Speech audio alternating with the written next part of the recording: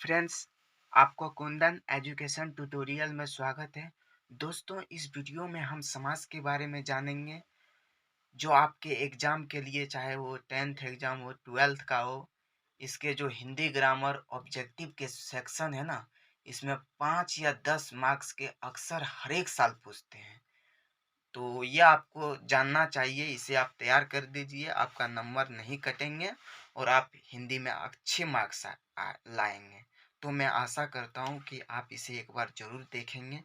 और अगर आप इसे नहीं जानते हैं तो आज के बाद आपको समाज के लिए तो टेंशन ही छोड़ देना है, क्योंकि आज आज के बाद आपको समाज एकदम अच्छे से, आप कोई भी समाज को पहचान सकते हैं। तो चलिए, सबसे पहले समाज का परिभाषा क्या है उसे जान लेते हैं। समास परिभाषा: दो या दो से अधिक सार्थक शब्द के मेल से बने नए शब्द को समास कहते हैं। देखिए, दो या दो से अधिक, चाहे दो हो या दो से अधिक, दो तीन चार, इससे जितने अधिक शब्द जो है, अधिक सार्थक शब्द, इसके मेल से जो नए शब्द बनते हैं उसे समास कहते हैं।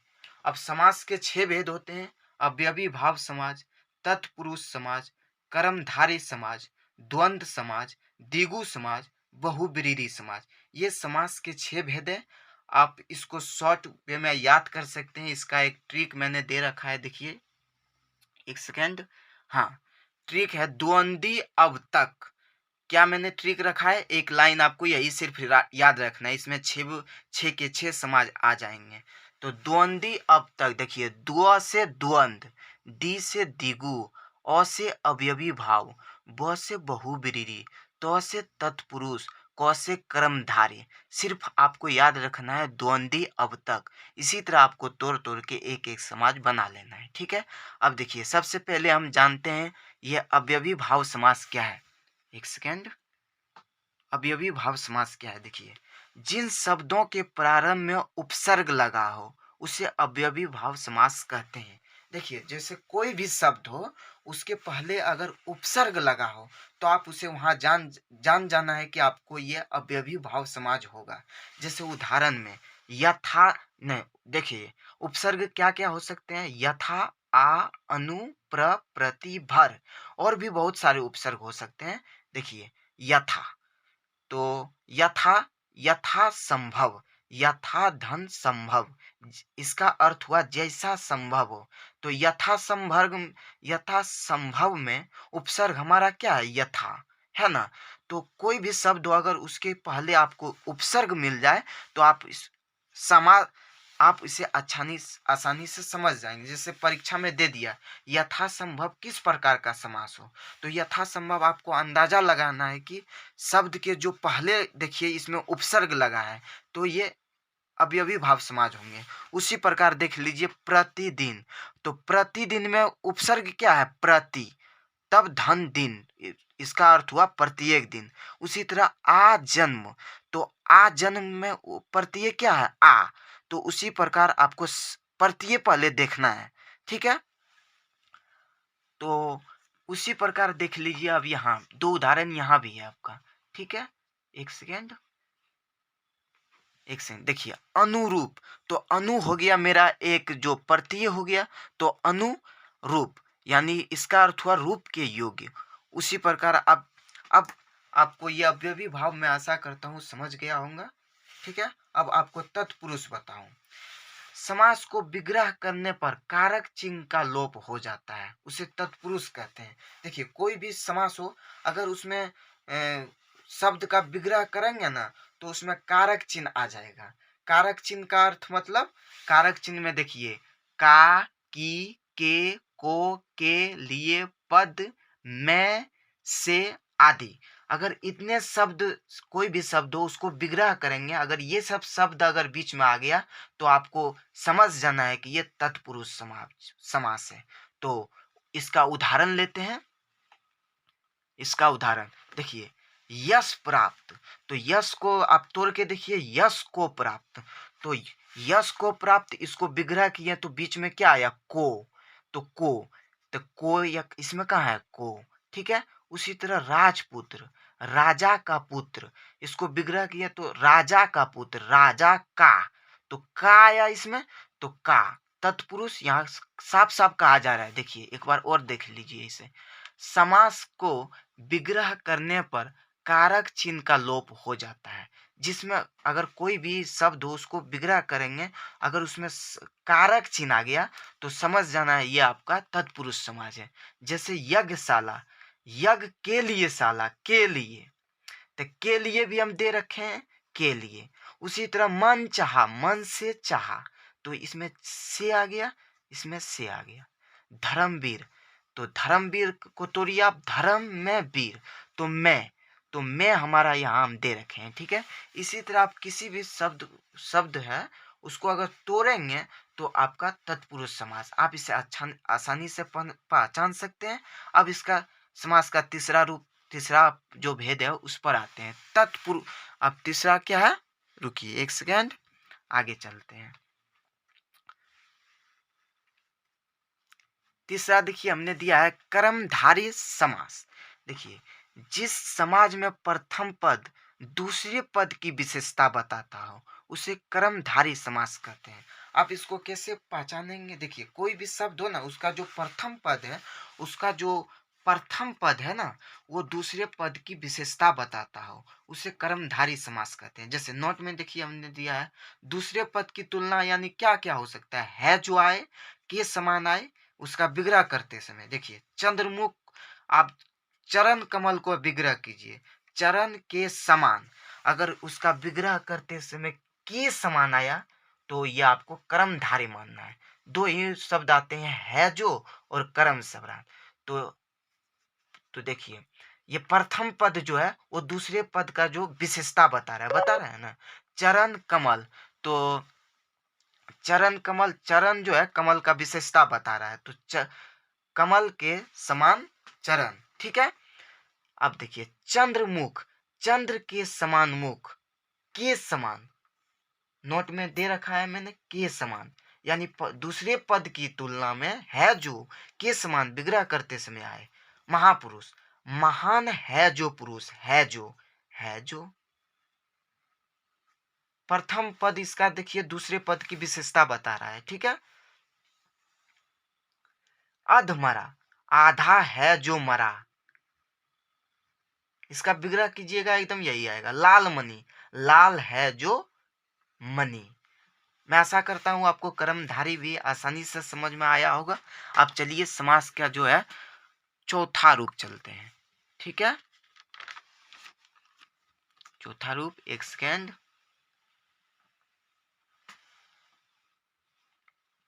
द्वंद्व समाज। देखिए यदि दोनों पदों के बीच में योजक चिन्ह लगा हो, योजक चिन्ह मतलब देखिए इस प्रकार के जो, अगर कोई भी शब्द, दो शब्द है उसके बीच में अगर ये योजक चिन्ह लगा हो तो आपको वहां अगर उसके विग्रह करते समय तो आपको पता लग जाना है कि ये योजक चिन्ह है। तो देखिए कोई भी अगर नदी नाले, ठीक है, नदी नाले, नदी और नाले के बीच योजक चिन्ह लगा है तो आपको ये द्वंद्व समाज मानना है। तो इसका विग्रह कीजिए, नदी और नाले, इसका विग्रह करते समय और आया है, तो देखिए विग्रह करने पर और य एवं आए तो वह द्वंद्व समाज होगा। उसी तरह माता पिता, माता और पिता, ठीक है, और आए। ठीक है, आपको देखिए ऊंच नीच, ऊंच या नीच, तो या नीच, ठीक है, ऊंच या नीच। छल कपट, छल और कपट। खरा खोटा, खरा या खोटा। आपको ये याद नहीं रखना है, बस आपको ये याद रखना है कि जितने भी शब्द है उनके बीच में अगर ये क्या कहते हैं योजक चिन्ह आया हो तो ये द्वंद्व समाज है। अब ये भी अगर आप देखिए ट्रिक, द्वंद्व यानी आप मान लीजिए बांध, बांध तो आप जानते ही होंगे, घर में जैसे गांव में खेत खेत को जो है बांधता है पानी से, उसे बांध या किसी तरह होता है, बांध कहते हैं। तो देखिए आप मान लीजिएगा ये जो बीच में है ना ये बांध है, ट्रिक की है ये मेरा, तो ट्रिक द्वंद्व बांध, इसी तरह आप बोलिएगा द्वंद्व बांध। तो जिस शब्द में बांध लगा हो उसे द्वंद्व कहते हैं। तो देखिए नदी और नाले के बीच बांध लगा है, बांध बांध, इसी तरह बांध को आपको द्वंद्व कहना है। ठीक है, और नहीं तो इसको इजी में भी याद कर सकते हैं कि जिस शब्द में योजक चिन्ह लगा हो तो उसे द्वंद्व समास कहते हैं। जैसे खरा या खोटा, खरा खोटा के बीच देखिए योजक चिन्ह लगा है, खरा या खोटा। अब चलिए आगे जानते हैं। ये आशा करता हूँ कि आपको द्वंद्व समाज भी अच्छे से क्लियर हो गया होगा। अब चलिए द्विगु समाज। द्विगु समाज, ठीक है। देखिए जिस समाज में समास, मैं समाज बार बार कर रहा हूँ, माफ कीजिएगा। जिस समास में प्रथम पद संख्यावाचक हो या समूह का पता चले उसे द्विगु समास कहते हैं। आपको याद रखना है कि ऐसा ऐसा समास जिसमें अगर संख्या का पता चल गया तो उसे द्विगु समास कहेंगे। जैसे उदाहरण में लीजिए, दो पहाड़। इसमें आपको लग रहा है ना कहीं संख्या है, तो इसका विग्रह कीजिए, दो पहाड़ों का समूह। तो दो, इसमें संख्या आ रहा है, तो संख्या अगर कोई आएगा तो द्विगु। त्रिकोण, तीन कोणों का समूह, तो तीन, संख्या आ रहा है, इसका विग्रह करके देखिए। चौराहा, चार राहों का समूह, चार। नवरात्रि, नौ रात्रियों का समूह, नवरात्रि। तिरंगा, तो तीन रंगों का समूह। जिस संख्या, देखिए कोई अगर इस जिस समास में समूह का पता चले तो उसे द्विगु समास कहते हैं, या प्रथम पद संख्यावाचक हो, ठीक है। देखिए द्विगु से द्विगु ही बता रहा है, द्विगु यानी दो। इसी तरह याद रखिएगा, दो, दो, तीन, चार, पांच, छह, ये सब क्या है, संख्या है। द्विगु जैसा या दो, द्विगु दो, दो, तीन, चार, पांच, छह, सात, इसी तरह कर लीजिएगा, ठीक है। द्विगु दो। तो इसी तरह आपको संख्या, अगर जिस समास में आपको संख्या आ गया तो उसे आप द्विगु के रूप में याद रख सकते हैं। अब अगला चलते हैं, बहुब्रीहि, ठीक है। बहुब्रीहि, देखिए ये जो समास है ना, देखिए जिस समास में कोई भी पद प्रधान नहीं होता है, इसमें कोई भी पद जो है प्रधान नहीं होता है, अर्थात दोनों पद मिलकर किसी तीसरे पद की ओर संकेत करते हैं, उसे बहुब्रीहि समास कहते हैं। इसमें कोई भी पद हो कि दो पद हो, उसमें किसी तीसरे पद का संकेत करेगा। तो ये आपको देखिए, ये नहीं समझ में आया, कोई बात नहीं, आप इसे भूल जाइए, ठीक है।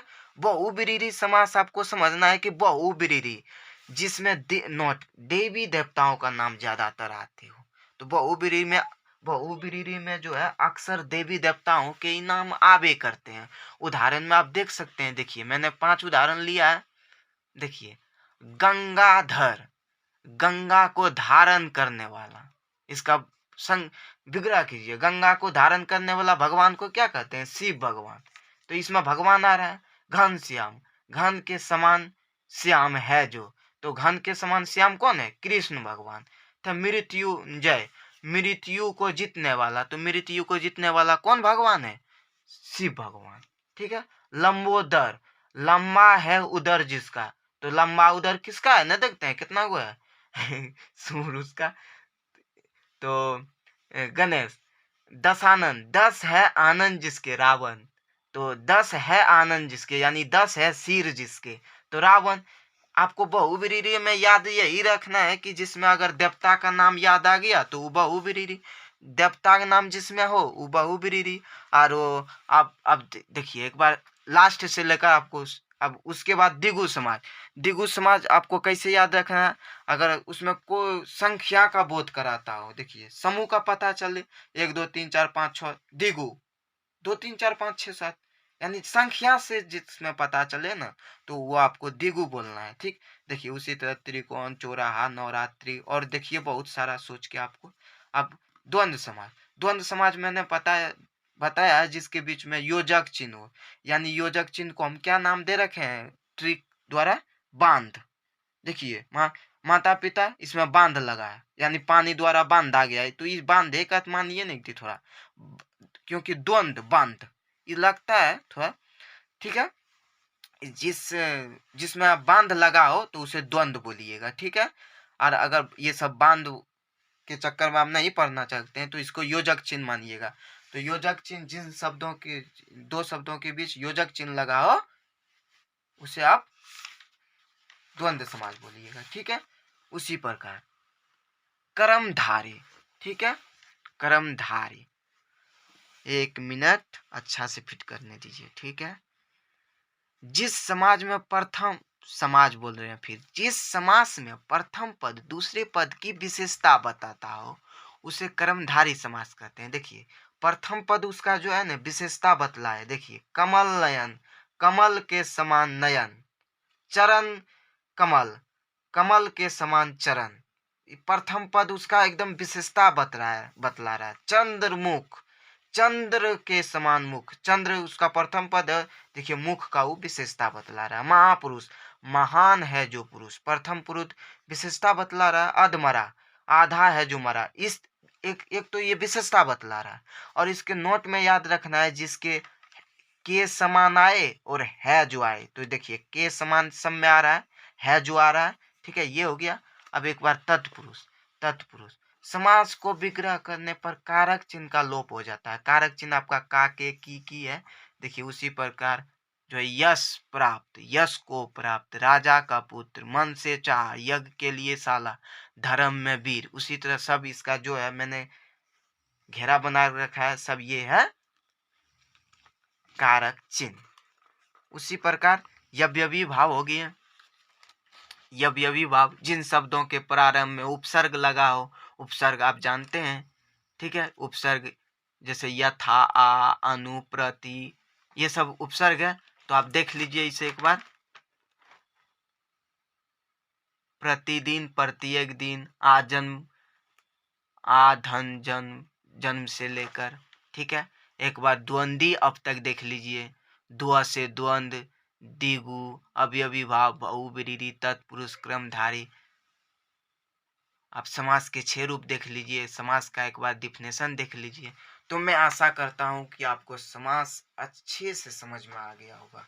आपको कहीं किसी प्रकार का आप समास में दिक्कत नहीं होगा। आप इसे कॉपी में नोट कर लीजिए और 2-3 बार रिवाइज कीजिए। आपके एग्जाम में एक भी मार्क्स समास से नहीं कटेंगे। दोस्तों, अगर आगे आपका कोई भी ग्रामर सेक्शन में अगर वीडियो चाहिए तो मुझे कमेंट बॉक्स में ज़रूर लिखें। मैं आपको उस पर भी वीडियो बना के दूंगा। और जो ये 12th का एग्ज़ाम होने जा रहा है 2022 का, इसमें आपको तैयार कर लेना है, क्योंकि आपके पास अब ज़्यादा दिन नहीं बचे हैं, 10-12 दिन बचे हैं। तो आप ये तो 5 मिनट का काम है, आप इसको ज़रूर देखिएगा। ये आपका आसानी से तैयार हो जाएगा। चलिए दोस्तों, बाय, अगले क्लास मिलते हैं। जय हिंद, जय भारत।